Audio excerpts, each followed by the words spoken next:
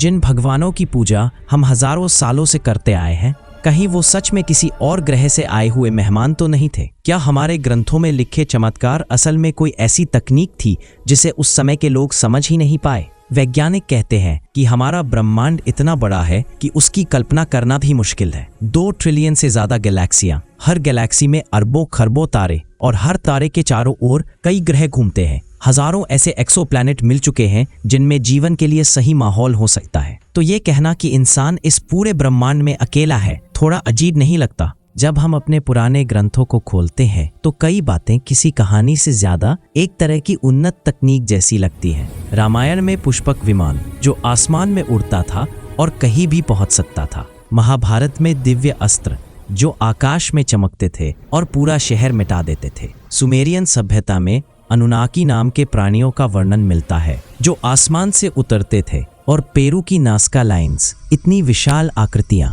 जो सिर्फ आसमान से ही सही दिखती हैं। जब उस समय उड़ने का कोई तरीका नहीं था तो ये आखिर किसके लिए बनाई गई थी? 1968 में एरिक डेनिकन नाम के लेखक ने एक बड़ा सवाल उठाया था, क्या प्राचीन देवता असल में एलियन थे? क्या उनकी तकनीक इतनी एडवांस थी कि लोगों ने उन्हें भगवान समझ लिया? आज भी कई पायलट और वैज्ञानिक आसमान में ऐसे ऑब्जेक्ट्स देखते हैं जिनकी तकनीक हमारी समझ से बहुत आगे है। नासा और पेंटागन खुद इसकी जांच कर रहे हैं। जब इन आधुनिक घटनाओं को हम पुराने ग्रंथों में लिखी कहानियों से मिलाते हैं तो कई चीजें एक जैसी दिखती हैं। आसमान से उतरते प्राणी, चमकते रथ, अजीब हथियार और ऐसे चमत्कार जो उस समय के इंसान के लिए नामुमकिन थे। एक पल के लिए कल्पना करो, अगर कुछ 100 साल बाद इंसान किसी दूसरे ग्रह पर पहुंचे, स्पेसशिप से उतरे, रोबोट और ड्रोन लेकर चले, तो वहां की सभ्यता हमें क्या समझेगी? शायद वो हमें भी भगवान कह दें। तो क्या यही बात अतीत में भी हो सकती है? क्या किसी उन्नत सभ्यता ने कभी धरती पर आकर ऐसा कुछ किया जिसे हमने दिव्य शक्ति समझ लिया? सच क्या है कोई नहीं जानता,